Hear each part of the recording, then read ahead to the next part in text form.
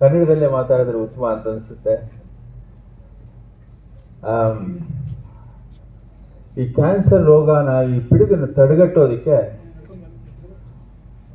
ಬಹಳ ಸರ್ತಿ ನಾವು ಮಾತಾಡ್ತಾನೆ ಇದ್ದೀವಿ, ಆದರೆ ಇದರ ಬಗ್ಗೆ ಒಂದು ಜಾಗೃತಿಯನ್ನ ನಮ್ಮ ಸಮಾಜದಲ್ಲಿ ಮೂಡಿಸೋದಕ್ಕೆ ನಾವು ವೈಫಲ್ಯರಾಗಿದ್ದೇವೆ.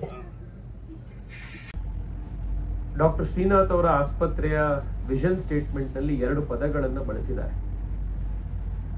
ಒಂದು ಅಫೋರ್ಡಬಲ್, ಇನ್ನೊಂದು ವರ್ಲ್ಡ್ ಕ್ಲಾಸ್ ಕೇರ್. ಇದೆರಡನ್ನೂ ಕೂಡ ಅಕ್ಷರಶಃ ಜನಕ್ಕೆ ಕೊಡ್ತಾ ಇರುವಂತಹ ಆಸ್ಪತ್ರೆ.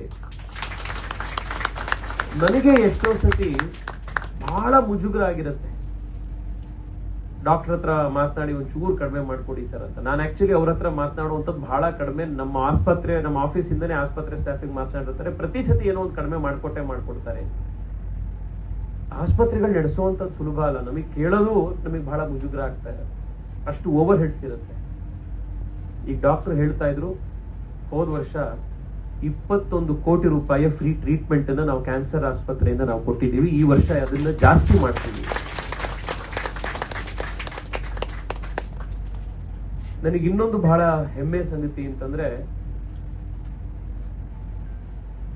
ಕರ್ನಾಟಕದ ಸಂಸ್ಥೆಗಳು, ಕರ್ನಾಟಕದಲ್ಲಿ ಕನ್ನಡಿಗರು ಸ್ಥಾಪನೆ ಮಾಡಿರುವಂಥವು,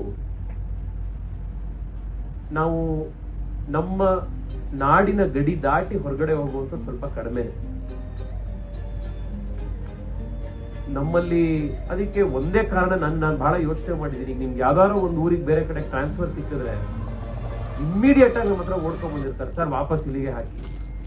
ಇವತ್ತು ಬೆಳಗ್ಗೆ BSF ಅವರು ಒಬ್ರು ಬಂದಿದ್ರು. ನಾನು ಕೇಳಿದೆ, ಕರ್ನಾಟಕದಲ್ಲಿ ಯಾವ ಗಡಿ ಕಾಯ್ತೀಯಪ್ಪ ನೀನು, ಅಲ್ಲಿ ಗುಜರಾತ್ ಇಂದ ಇಲ್ಲಿಗೆ ವಾಪಸ್ ಟ್ರಾನ್ಸ್ಫರ್ ಕೇಳ್ತಾ ಇದೀರಲ್ಲ ಅಂತ.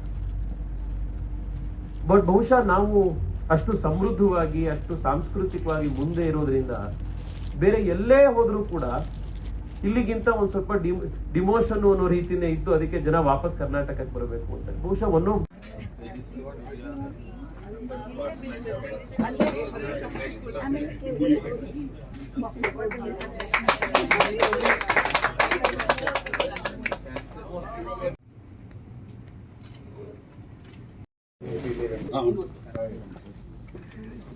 all the best.